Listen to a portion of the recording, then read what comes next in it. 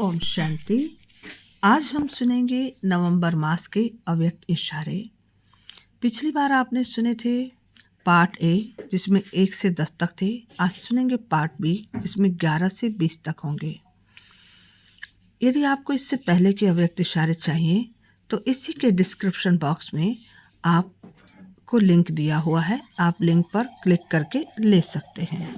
इस बार के अव्यक्त इशारों में बाबा ने विशेष अटेंशन दिलाया कि अपनी बुद्धि को प्लेन रखें, वाणी को भी प्लेन रखें। अगर बुद्धि में व्यर्थ संकल्प नहीं होंगे, वाणी में व्यर्थ संकल्पों का प्रभाव नहीं होगा, अर्थात टॉन्टिंग नहीं होगी, तो कर्मों में श्रेष्ठता आएगी। तो आइए सुनते हैं 11 नंबर का अव्यक्त इशारा। प्लान और प्रैक्टिकल को समान बनाने के लिए स्मृति में प्लेन, वाणी में भी प्लेन और कर्म में भी प्लेन अर्थात श्रेष्ठता हो। कोई भी पुराने संस्कार का कहाँ दाग ना हो। जब ऐसे प्लेन हो जाएंगे तब प्लान और प्रैक्टिकल एक हो जाएंगे, फिर सफलता एरोप्लेन की माफिक उड़ेगी। अर्थात जब व्यर्थ संकल्प नहीं होंगे, व्यर्थ बोल नहीं होंगे, व्यर्थ कर्म नहीं होंगे तो सक्सेस तो मिलेगी ना, टाइम भी बचेगा। 12 नंबर। कई बच्चे जब पुरुषार्थ नहीं कर पाते हैं तब नेचर पर दोष रखते हैं, कहते हैं हमारी नेचर ऐसी है, लेकिन नहीं, आप लोगों का तो कर्तव्य ही है नेचर क्योर करना। वह नेचर क्योर वाले फास्ट रखाते हैं। ऐसे आप बच्चे भी पुरुषार्थ में भी जो नुकसानकारक बातें हैं उनका फास्ट रखो और प्रतिज्ञा करो कि यह करके ही छोड़ूंगा, बनकर ही छोड़ूंगा। जब इतना निश्चय बुद्धि बनेंगे तब विजयी बनेंगे। तो विजयी बनने का आधार बाबा ने कितना अच्छा बताया कि जैसे नेचुरोपैथी का ट्रीटमेंट लेते हैं तो फास्टिंग कराते हैं, 16 घंटे की फास्टिंग कीजिए, 1 दिन की फास्टिंग कीजिए, 1 वीक की फास्टिंग कीजिए। तो बाबा भी कहते ऐसे ही जो आपकी पुरानी नेचर है जिसके कारण आप पुरुषार्थ नहीं कर पाते हो, उस पुरानी नेचर का यानी उस हैबिट का भी आप फास्ट रखो कि इस वीक मेरा ये फास्ट रहेगा।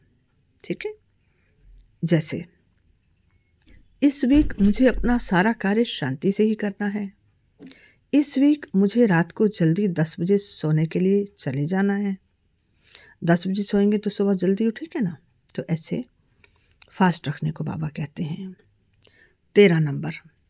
सर्व का सहयोगी बनने के लिए अपने पुराने संस्कारों को मिटाना पड़ता है। जब अपने संस्कार मिटाएंगे तो दूसरे आपको स्वयं ही फॉलो करेंगे। एक हम, दूसरा पाप। तीसरी बातें देखने में आएंगी, लेकिन देखते हुए भी ना देखो, अपने को और बाप को देखो। स्लोगन यही याद रखो कि स्वयं को मिटाएंगे लेकिन सर्व के सहयोगी बनेंगे। स्वयं को मिटाएंगे अर्थात अपने पुराने स्वभाव संस्कार को मिटाएंगे। 14 नंबर। जैसे वे बहुत पहले के साउंड को कैच करते हैं, वैसे आप अपने 5000 वर्ष पहले के दैवी संस्कार कैच करो। सदैव यह स्मृति में रखो कि मैं यही था और फिर यह बन रहा हूँ। जितना जितना आदि और अनादि पवित्र संस्कारों को कैच कर सकेंगे उतना उसका स्वरूप बन सकेंगे। ये तभी होता है जब हम बुद्धि में स्वदर्शन चक्र चलाते हैं। स्वदर्शन चक्र के थ्रू हम अनादि संस्कारों में भी टिकते हैं और आदि संस्कारों में भी टिकते हैं, अर्थात आदि व अनादि दोनों ही प्रकार के संस्कारों को हम इमर्ज करते हैं। 15 नंबर। आपस में दिलों के मिलन से संस्कारों को मिलाना है। इसके लिए कुछ मिटाना पड़ेगा, कुछ भुलाना पड़ेगा, कुछ समाना पड़ेगा, तब ये संस्कार मिल जाएंगे। यह है अंतिम सिद्धि का स्वरूप। जब एक अनेकों को संपूर्ण संस्कार वाले बना दे, सभी के संस्कारों में बाप दादा के संस्कार देखने में आए, तब प्रत्यक्षता के नगाड़े बजेंगे और समाप्ति होगी। जब साथ में रहते हैं तो कुछ ना कुछ संस्कार टकराते हैं ना, तो बाबा कहते यही संस्कार मिलाएंगे तब तो सत्युग में मिलाएंगे ना। तो यहाँ संस्कार मिलाने के लिए कुछ ऐसे संस्कार होते हैं जिन्हें हमें अपने ही संस्कारों को मिटाना पड़ता है, और कुछ दूसरों की बातों को भुलाना भी पड़ता है, कुछ दूसरे की बातों को समाना भी पड़ता है, तभी हम संस्कार मिलाकर चल सकते हैं। 16 नंबर, ब्राह्मणों की नेचुरल नेचर सदा सर्व प्राप्ति की है, अर्थात ब्राह्मणों के आदि अनादि संस्कार विजय के हैं, संपन्न बनने के हैं। पश्चाताप के संस्कार ब्राह्मणों के नहीं, वे क्षत्रियपन के संस्कार हैं। सूर्यवंशी सदा सर्व प्राप्ति संपन्न स्वरूप हैं। तो हमारा क्या संस्कार है? विजय का संस्कार है, संपन्न बनने का संस्कार है, तभी तो हम सूर्यवंशी बनेंगे ना। 17 नंबर, बाप समान नेचर अर्थात सदा वरदानी, सदा उपकारी, सदा रहमदिल।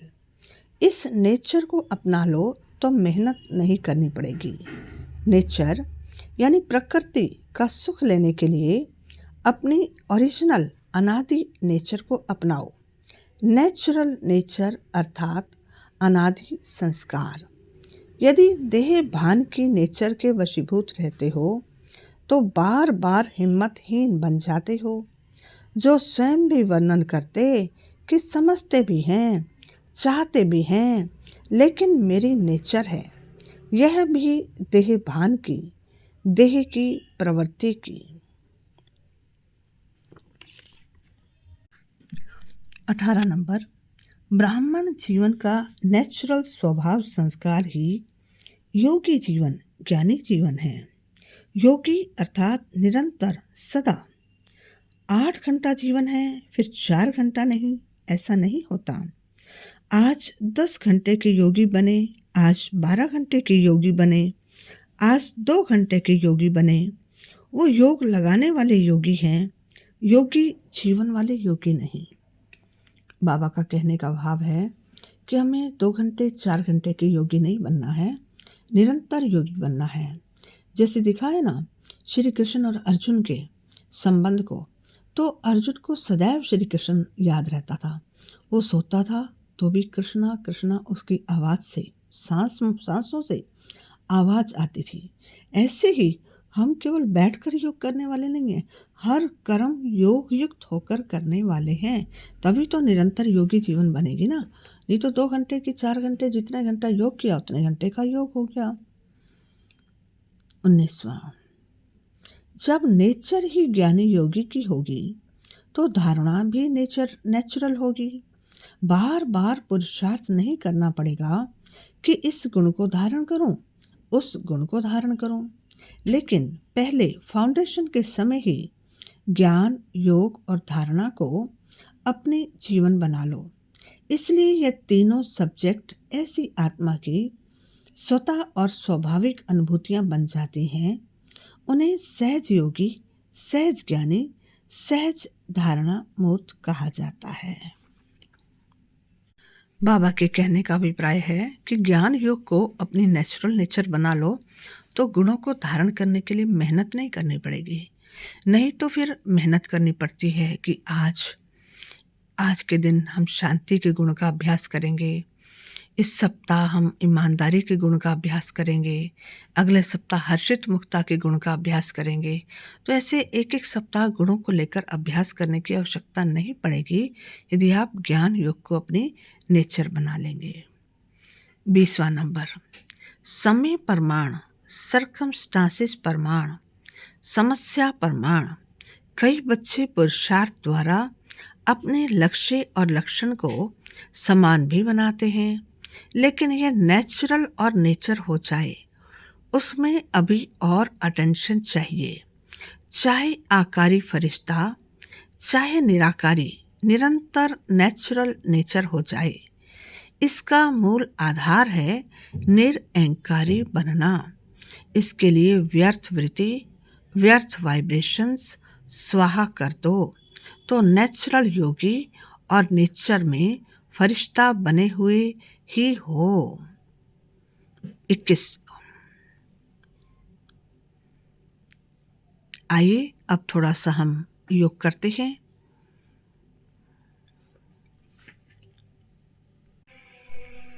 कमर सीधी, गर्दन सीधी। फील करें, मैं नेचुरल योगी हूँ।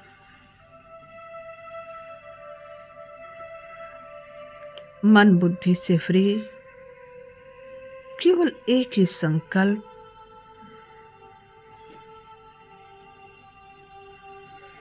मैं शांत स्वरूप, सुख स्वरूप, आनंद स्वरूप, प्रेम स्वरूप, पवित्र स्वरूप हूँ।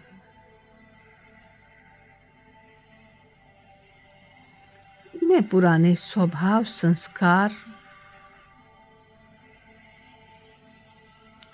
से मुक्त हूँ।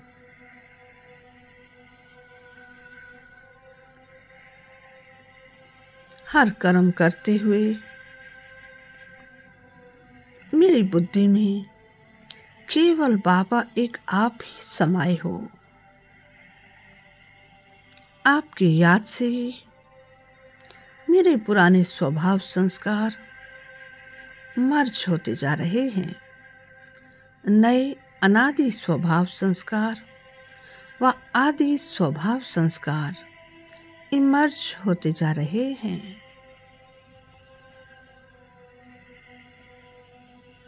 मेरे कर्मों में श्रेष्ठता आती जा रही है। मेरे बोल में रॉयल्टी आती जा रही है।